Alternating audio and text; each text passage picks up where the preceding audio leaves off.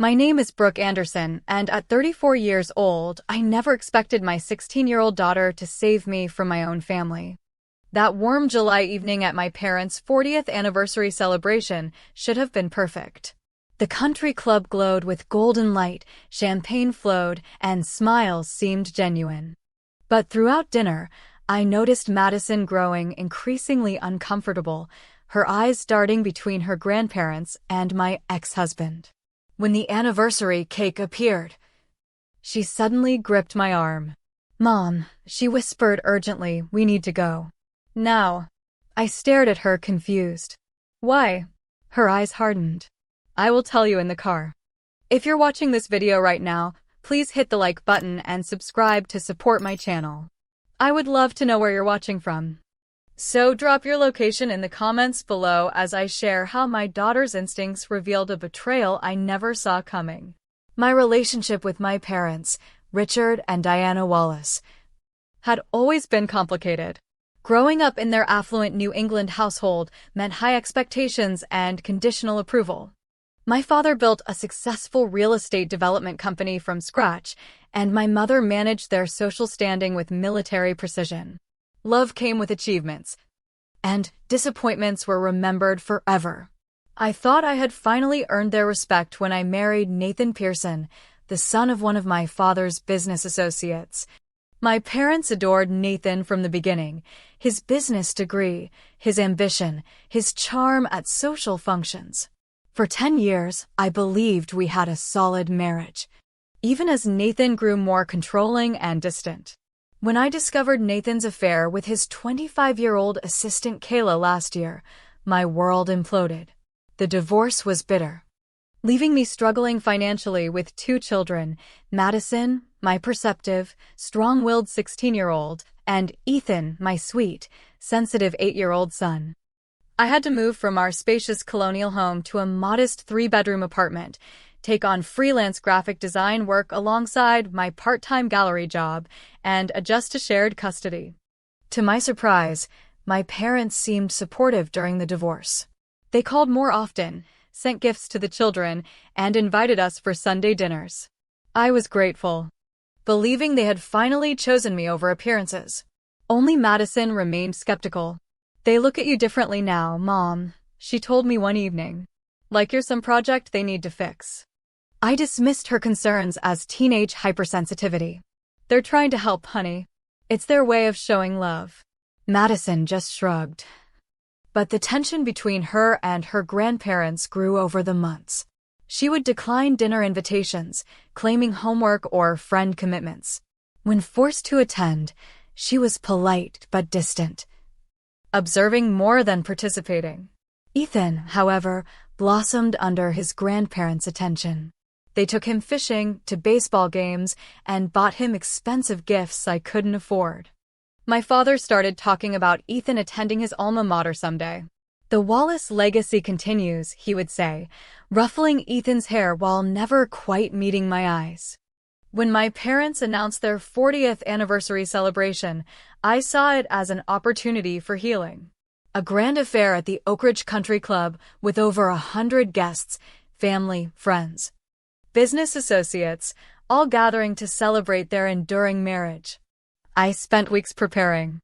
I couldn't afford a new dress, so I altered one from before the divorce.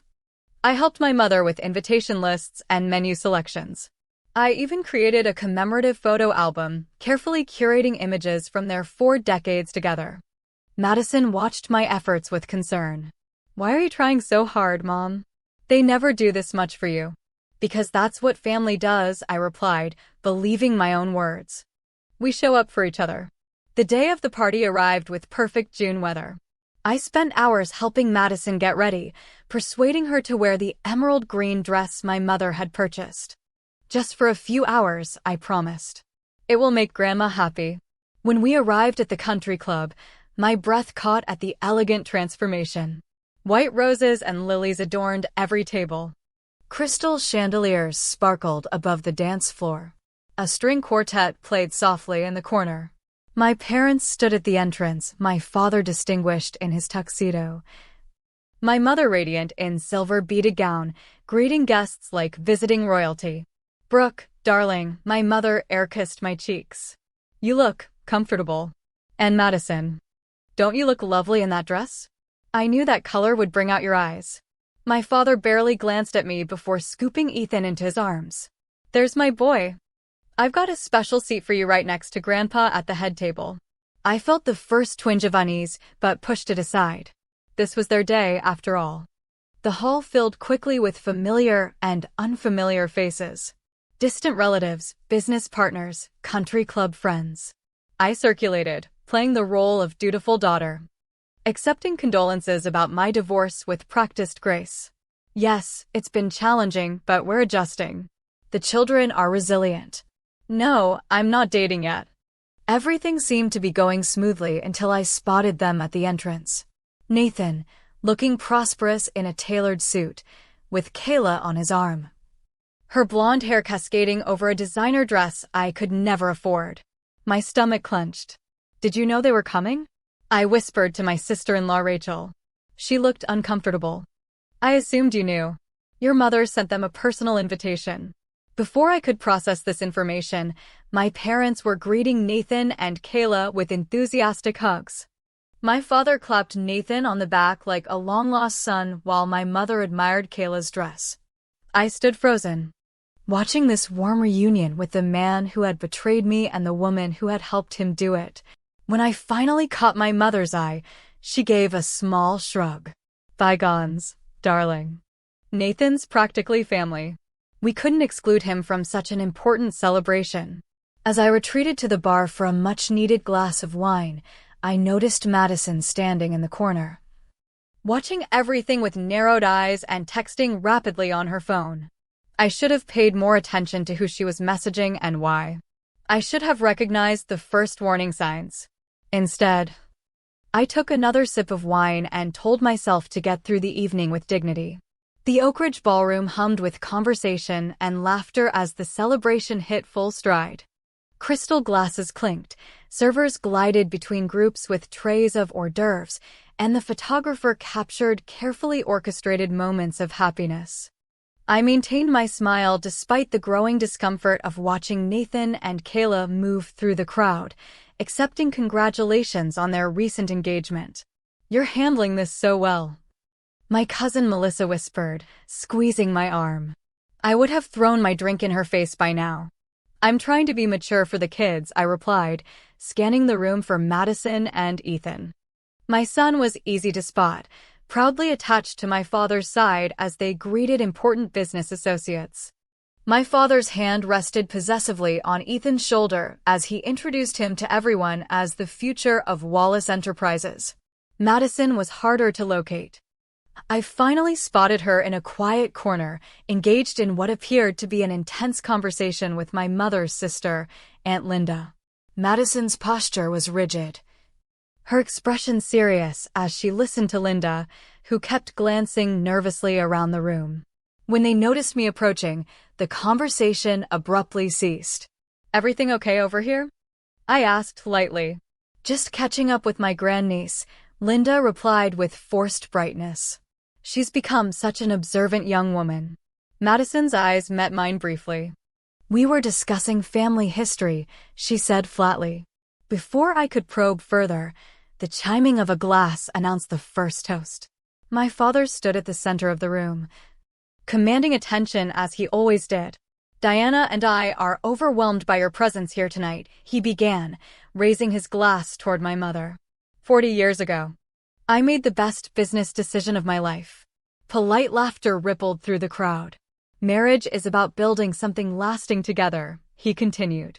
About making difficult decisions for the greater good of the family. Sometimes that means prioritizing the future over temporary discomforts. His eyes drifted to Nathan, then to Ethan, then briefly to me with an expression I couldn't quite decipher. Today, we're not just celebrating the past. We're securing the future. To family legacy and wise investments.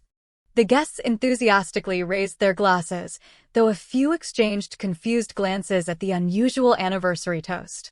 As dinner progressed, I attempted to enjoy the excellent meal despite my growing unease. Madison had barely touched her food and kept checking her phone under the table. Ethan, meanwhile, had been moved to sit between my father and Nathan, who were engaged in animated conversation that hushed whenever I approached. During the dessert course, I excused myself to the restroom and nearly collided with Aunt Linda in the hallway. "Oh, Brooke," she startled. "I've been meaning to find you alone. Is everything all right? You seemed intense with Madison earlier." Linda glanced around before speaking in a low voice. "I'm concerned about some conversations I've overheard. Your father and Nathan have been discussing financial arrangements that seem unusual." "What kind of arrangements?" "Something about transferring property to secure against liabilities. They mentioned your name and words like irresponsible and unpredictable." Linda squeezed my hand. "I know Richard can be controlling, but this feels different. Just be careful." Before I could press for details, my mother appeared at the end of the hallway. "There you are, Linda. The photographer wants the sisters' photo now." With an apologetic glance, Linda hurried away, leaving me with a growing sense of dread. When I returned to the table, Madison was gone. Ethan was now sitting on Nathan's lap, looking at something on Nathan's phone, both laughing. My mother stood nearby, beaming at them with approval I rarely received myself. "Where's Madison?" I asked, scanning the room. "That girl," my mother sighed. "So moody lately." She said something about checking the terrace. I found Madison outside, her back to the party, speaking intently on her phone. "Yes, that's exactly what the document said. I need to know if that's even legal." She noticed me and quickly ended the call. "Mom, how's the party? Who were you talking to?" "Just a friend." She tucked her phone away. "Have you noticed how much time Grandpa is spending with Nathan?" "It's probably just business talk," I said, though doubt colored my words. Madison studied my face. "Mom, have you ever wondered why Grandpa keeps all those family documents in his home office? The property deeds, the trust paperwork." "What are you talking about? How would you know what's in Dad's office?" She hesitated. "The last time we visited, I needed a quiet place to study. Grandma said to use Grandpa's office since he was golfing." Her eyes held mine. "I saw papers on his desk with your name and Nathan's. There were red flags all over the place. Literally, red sticky flags marking sections about asset transfers and custody." A chill ran through me despite the warm evening. "Madison, those are private business documents you shouldn't have been looking at. Even if they're about you?" "About us." She looked frustrated. "Why aren't you more concerned?" Before I could respond, the doors to the terrace opened as servers prepared for the cake cutting. Madison gave me a long look. "Just watch them carefully, okay? Especially how they interact with Nathan." Throughout the next hour, I found myself doing exactly that, observing interactions I might otherwise have missed. My father's hand on Nathan's shoulder, guiding him to meet specific business associates. My mother showing Kayla family jewelry that had once been promised to me. Nathan's familiar comfort in my parents' inner circle, as though the divorce had never happened. Most disturbing was how they positioned Ethan between them in photos, my father, Nathan, and my son, while excluding me. A visual representation of what suddenly felt like their actual perception of family structure. The slideshow presentation began, projected on a large screen. 40 years of love and legacy. Read the title slide in elegant script. As images of my parents' life together flashed by, I noticed a pattern. My brother Brian and his wife appeared frequently. Nathan was in numerous recent family photos. Ethan featured prominently. But images of me were sparse, and Madison appeared in only 2 group shots. It was as though they were visually erasing us from the family narrative while incorporating Nathan more deeply. When I glanced at Madison, she was watching me intently, gauging my reaction. She had noticed long before I had. As the presentation concluded to applause, my father took the microphone again. "Before we cut the cake, Diana and I have an exciting announcement." He gestured for Nathan and Ethan to join him. "Family continuity has always been our greatest concern. Today, we're taking steps to ensure Wallace traditions and properties remain in capable hands for generations to come." I felt Madison's hand slip into mine, squeezing tightly. "In the coming weeks, We'll be finalizing arrangements that will secure our family legacy through proper channels. My father's eyes briefly met mine with something like pity before returning to the crowd. Sometimes the most loving choice is making difficult decisions for those who may not understand what's best. A murmur ran through the crowd as Madison suddenly stood. I need to check something, she whispered, slipping away before I could stop her. For 20 minutes, I sat in growing anxiety, mechanically accepting congratulations from guests who stopped by my table. When Madison finally returned, her face was pale, her expression determined. She leaned close to my ear, her voice urgent. Mom, we need to leave. Now.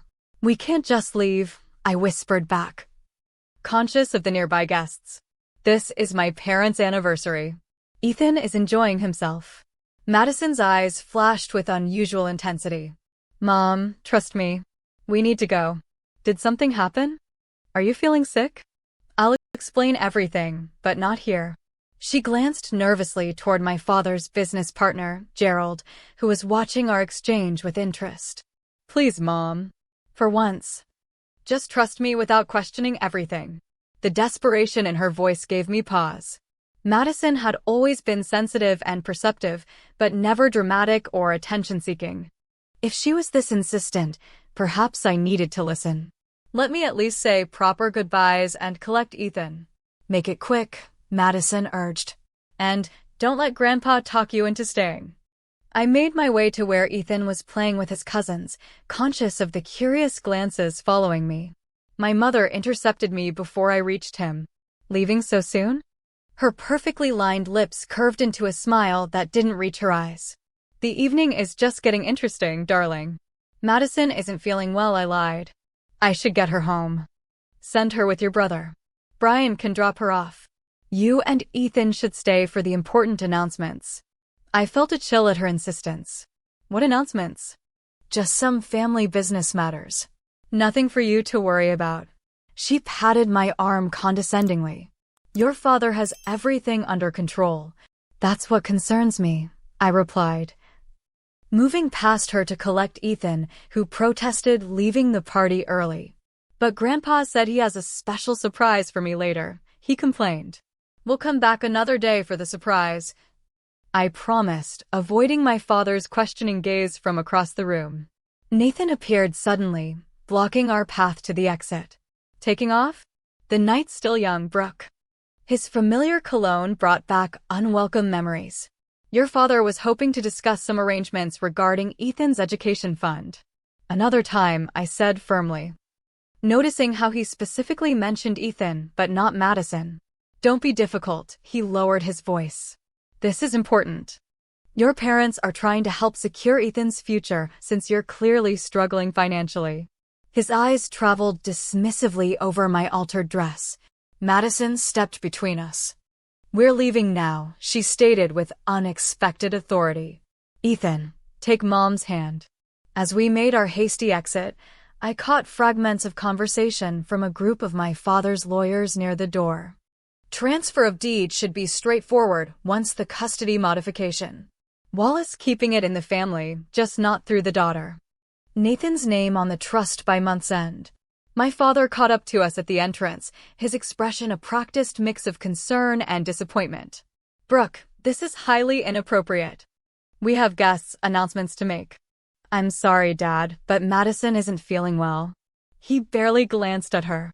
Then leave her with the staff. You and Ethan need to be present for the family business portion of the evening.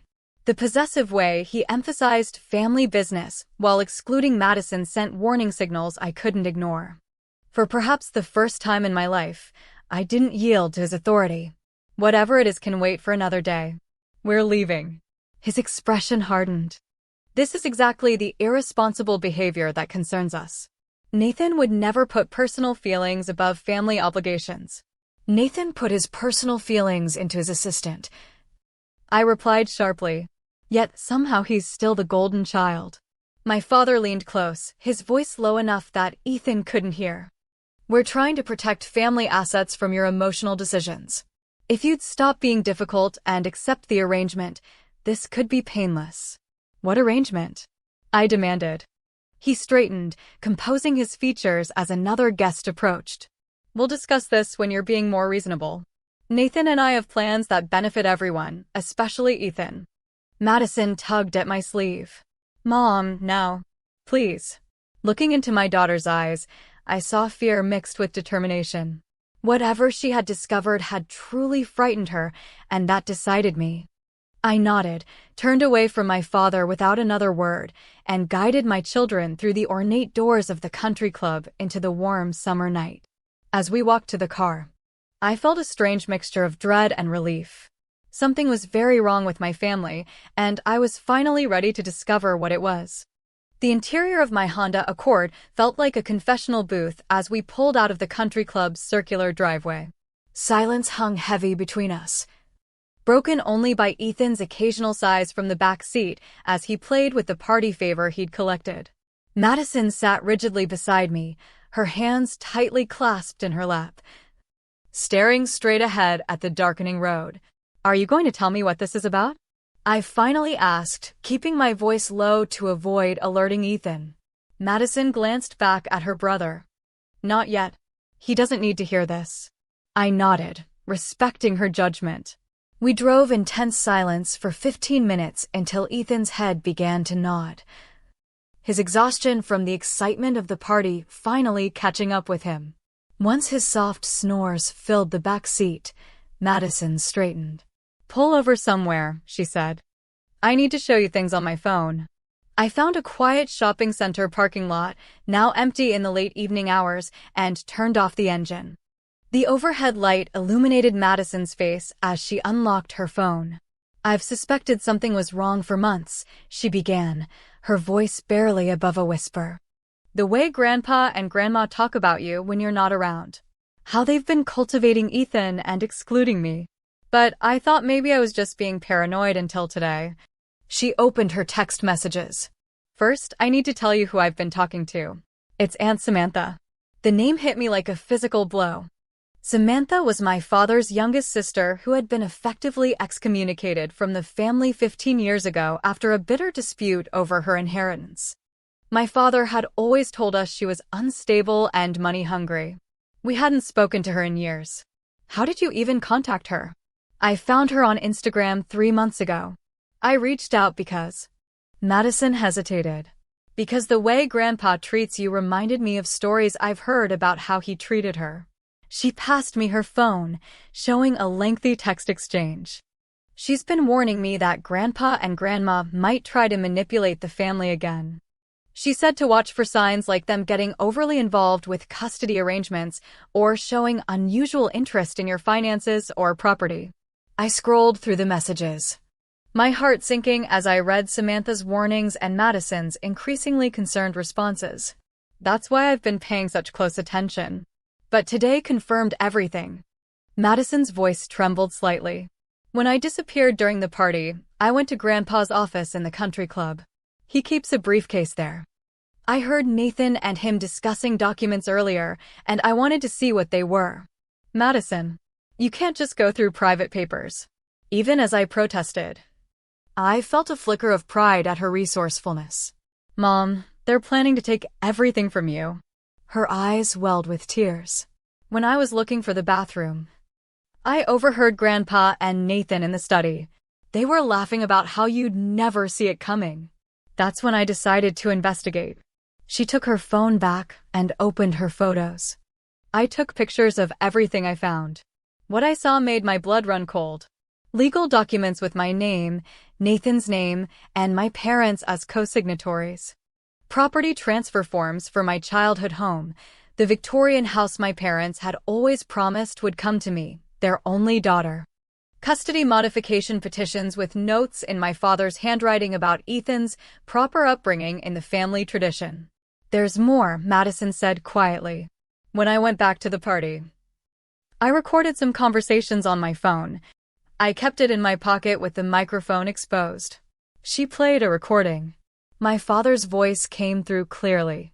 Nathan understands what's needed to maintain the Wallace name. Brooke has always been too emotional, too independent.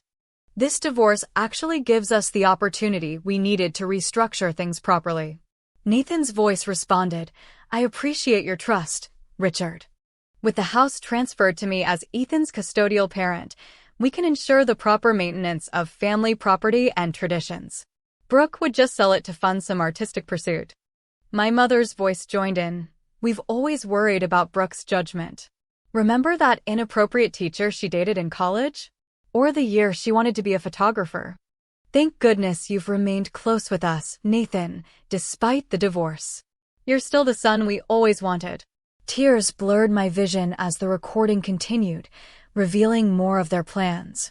Contesting our divorce settlement to transfer more assets to Nathan, building a case for increased custody of Ethan based on my financial instability, and systematically excluding Madison, whom they considered too much like her mother, questioning everything. "They've been telling Ethan things too," Madison said softly. "Little comments when you're not around. Grandma told him that if he lived with Dad, he could go to special schools and have more opportunities. That you're holding him back." The betrayal cut so deep I could barely breathe. My own parents, conspiring with my ex-husband to take my son and my inheritance, planning it at their anniversary celebration, using the event as cover for their schemes. "I couldn't let you stay there while they announced whatever they were planning," Madison explained. Aunt Samantha said Grandpa did something similar to her at a family event, blindsided her publicly so she couldn't react without seeming hysterical. I reached for Madison's hand, holding it tightly. "Thank you," I whispered, my voice breaking. "For paying attention when I couldn't see what was happening. For being brave enough to investigate. For getting us out of there." She squeezed back. "I was so afraid you wouldn't believe me. You always want to see the best in them. I believe you now." I started the car with shaking hands. "Let's go home and figure out what to do next." As we drove through the darkness toward our modest apartment, I realized two things with perfect clarity. My daughter had saved me from my own blind loyalty, and tomorrow would begin a battle I never expected to fight against my own family. Sleep eluded me that night. After tucking Ethan into bed, I spent hours at my kitchen table with Madison, reviewing the evidence she had gathered and searching for additional confirmation. Around midnight, she finally succumbed to exhaustion, collapsing on the couch with her phone still clutched in her hand. I covered her with a blanket, marveling at the strength and maturity she had shown. Alone with my thoughts, I opened my laptop and began my own investigation. First, I checked an old email account I had shared with Nathan during our marriage. He had never changed the password, assuming I no longer used it. There, in the drafts folder where he often stored notes to himself, I found messages outlining his discussions with my father. Richard agrees transfer of property should happen before school year. Custody modification to follow. Brooke distracted by gallery work, unlikely to notice legal notices. Another draft, dated just 3 days earlier. Anniversary party, perfect opportunity to announce arrangements. Diana concerned about Brooke's reaction, but Richard confident family pressure will force compliance. My hands trembled as I continued searching. In the sent folder, I discovered emails to our family attorney requesting information about modifying child support and custody agreements based on changes in living arrangements and financial circumstances. At 2 a.m., driven by a mixture of insomnia and determination, I did something I hadn't done in 15 years. I searched for Samantha Wallace online and found her contact information through her business website. Without allowing myself to hesitate, I sent her a text message. "Samantha, this is Brooke. Madison showed me everything. I need to talk to you about Dad." To my surprise, she responded almost immediately. "I've been waiting for this call for years. Are you somewhere safe to talk?" We spoke for over an hour. Samantha's story poured out, how our father had manipulated her out of her portion of our grandparents' estate, using a family celebration to publicly announce changes to trusts and property ownership that had already been legally executed without her knowledge. How he had turned family members against her by painting her as unstable and greedy when she objected. "History repeats itself," she said, her voice thick with emotion. "Dad sees the family as a business and the children as assets to be managed. When I chose a career he didn't approve of and married someone outside his social circle, I became a liability to be managed out. Why didn't you ever tell me? I asked. I tried, Brooke. But you were in college idolizing Dad, planning your wedding to Nathan, his hand-picked son-in-law. You didn't want to hear it. The truth of her words stung. I had dismissed Samantha's warnings years ago, believing my father's version of events without question. I'm sorry, I whispered. I should have listened. What matters is that you're listening now, she replied, and that you have Madison. That girl is extraordinary, perceptive, brave, loyal. When she contacted me, I recognized myself at her age. Before Dad broke my spirit, before ending the call, Samantha offered practical advice and the name of her attorney. Document everything. Don't confront them alone. And whatever you do, don't sign anything. At dawn, I called my brother Brian, who lived across the country and had always maintained a careful distance from family drama. To my surprise, he confirmed much of what Madison and Samantha had revealed. I've heard Dad and Nathan discussing the property transfers, he admitted reluctantly. I didn't know how to tell you. Dad made it sound like it was for tax purposes, beneficial for everyone. Including me? I asked bitterly. His silence was answer enough. Why, Brian? Why would they do this? He sighed heavily. Dad never forgave you for pursuing art instead of business. Then when you started questioning Nathan's financial decisions during the divorce, well, in Dad's mind, you became a threat to the family wealth. Nathan promised to keep everything in the family bloodline through Ethan. And Madison? She's too independent. Too observant. Like you used to be before. He trailed off. Before I learned to stay quiet and go along with everything, I finished for him. I'm sorry, Brooke. I should have warned you. After feeding Ethan breakfast and sending him to play with the neighbor's son, I made the call I had been dreading. With Madison sitting beside me for moral support, I phoned my parents' house. My mother answered, her voice cool and controlled as always. Brooke, your behavior last night was completely unacceptable. Your father is extremely disappointed. Put Dad on the line too. I replied, I want to speak with both of you. A moment later, my father's authoritative voice joined the conversation. I hope you're calling to apologize for that embarrassing display. Actually, I'm calling about the documents you and Nathan have been preparing. The property transfers, custody modifications, and trust realignments. The momentary silence confirmed everything. Those are private family business matters, my father finally responded, his tone hardening.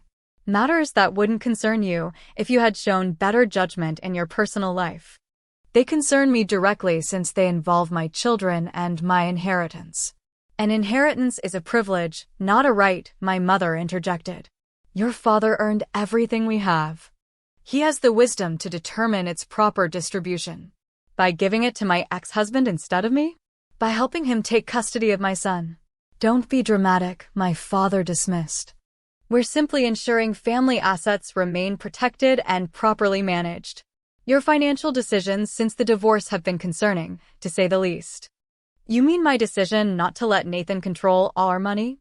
Or my refusal to give up my career to be a proper society wife? We've always supported your little hobby at the gallery. My mother said condescendingly.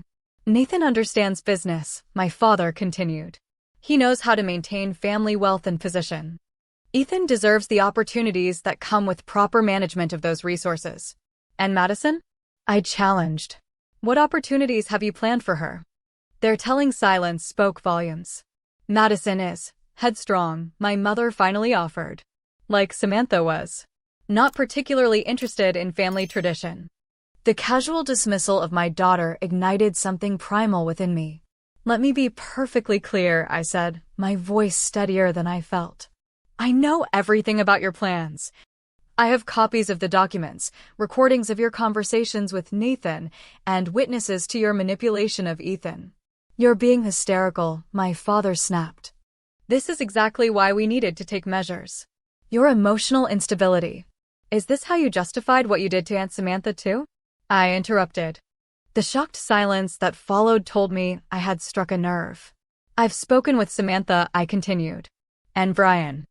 I know this isn't the first time you've manipulated family members out of their inheritance or used public family events to force compliance. You've been speaking with Samantha?" My mother's voice rose with indignation. "That unstable, ungrateful." "That's enough," I cut her off. "I'm meeting with an attorney tomorrow.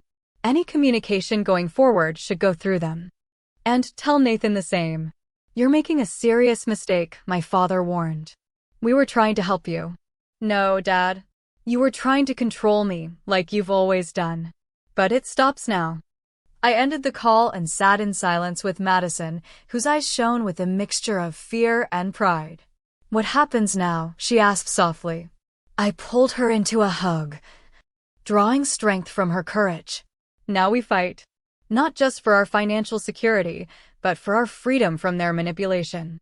As I held my daughter, I felt something shifting inside me, decades of seeking approval transforming into a resolve to protect what truly mattered, my children and my dignity. The next morning, I contacted Jennifer Reeves, the attorney Samantha had recommended. Unlike the family lawyers who had handled my divorce, men who played golf with my father and had known Nathan for years, Jennifer had no connections to the Wallace family.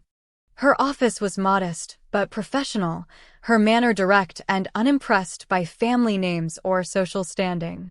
"Your situation isn't unique," she told me after reviewing Madison's evidence and my additional findings.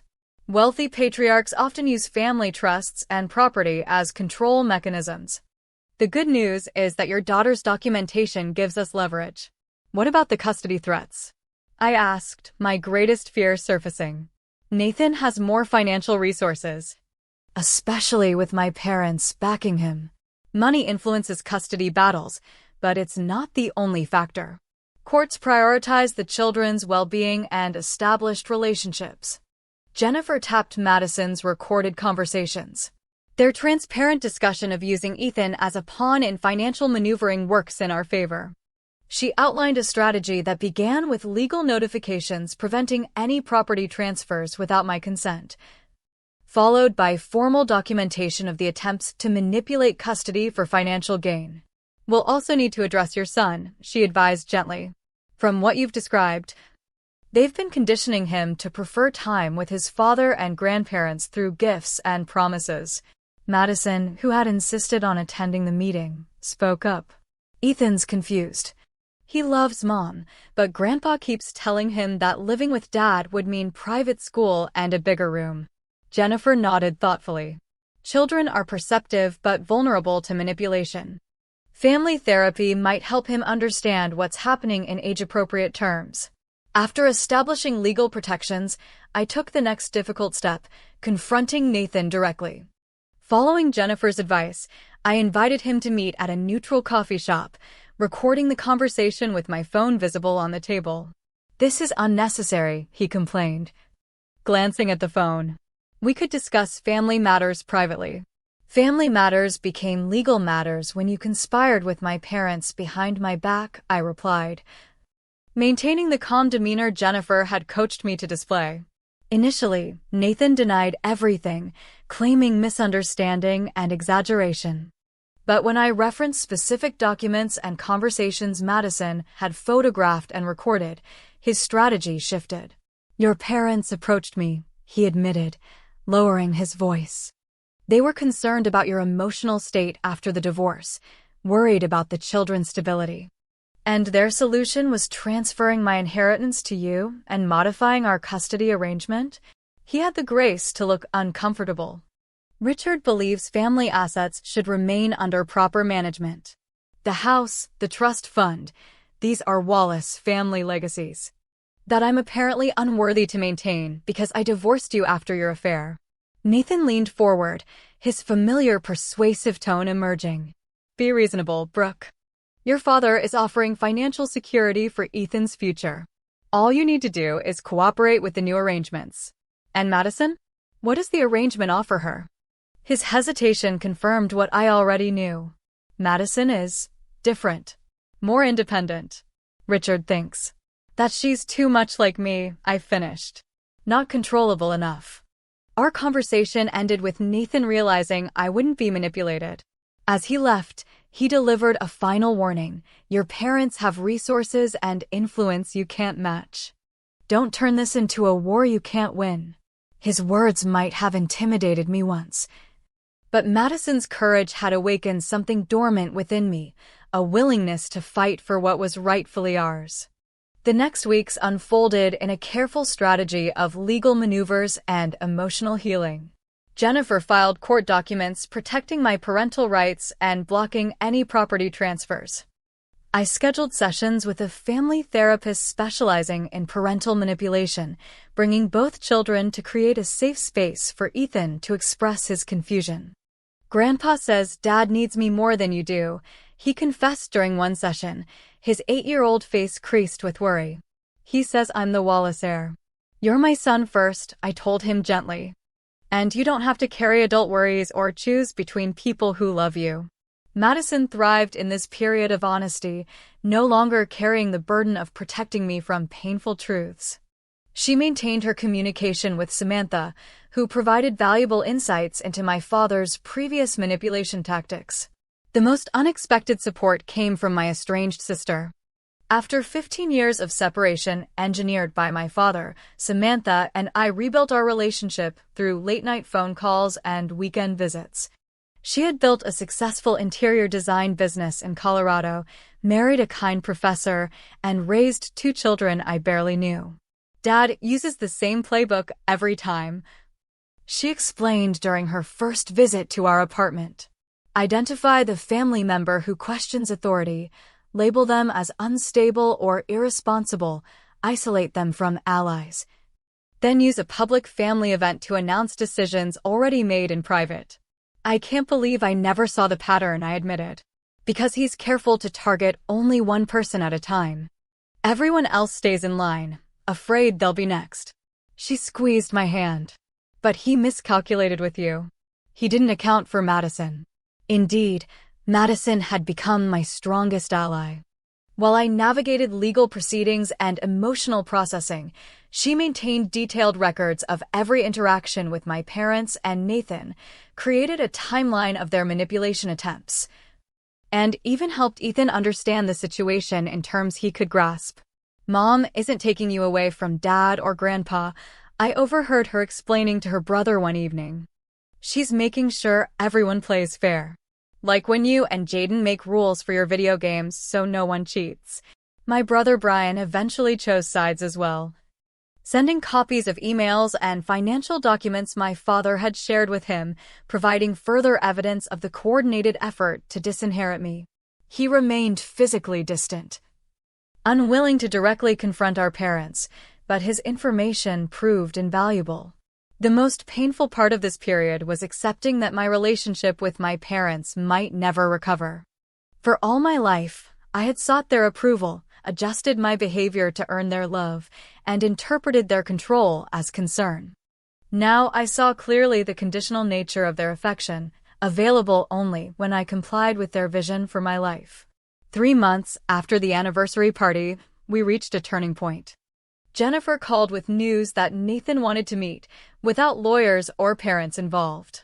He's feeling the pressure, she explained.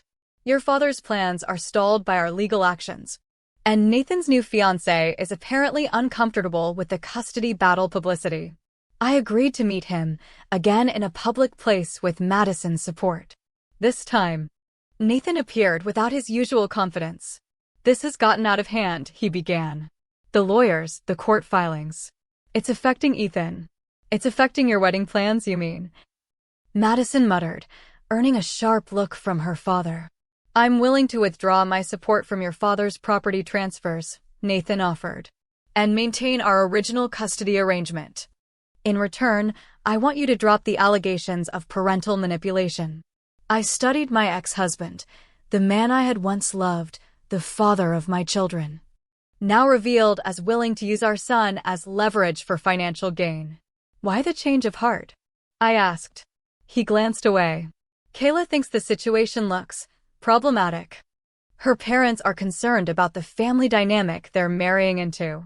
In other words, his new in-laws had standards his behavior wasn't meeting. "I'll consider it," I replied.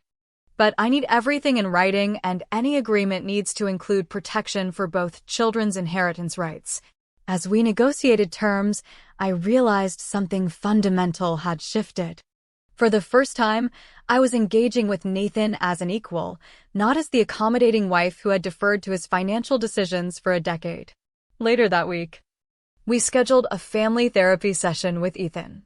With the therapist's guidance, Nathan and I explained that we had resolved our disagreements and would both continue being his parents, without him needing to choose sides or carry adult concerns. "Does this mean Grandpa won't be mad at Mom anymore?" Ethan asked, revealing how aware he had been of the underlying tensions. "Your grandparents and I have different opinions about some things," I explained carefully. "But none of that changes how much we all love you." It wasn't the whole truth, but it was what he needed at 8 years old. The full reckoning with my parents would come later. 6 months after my parents' anniversary party, we gathered in a conference room at Jennifer's law office. The tableau would have been unimaginable to me a year earlier, my parents seated stiffly on one side of the table, Nathan beside them but maintaining a careful distance, Samantha beside me offering silent support, and Madison sitting tall and composed at the head of the table, her evidence folders neatly arranged before her. Jennifer had orchestrated this meeting as the final step in resolving the family dispute. With Nathan having withdrawn from my parents' schemes and Brian providing additional documentation of their plans, we had assembled an indisputable case of attempted financial manipulation and parental alienation. "Before we begin," my father announced, his authoritative tone unchanged despite the circumstances, "I want to register my objection to Samantha's presence. This is a family matter." "Samantha is family," I replied simply. "And her experience with your financial manipulations is directly relevant to these proceedings." My mother dabbed at imaginary tears.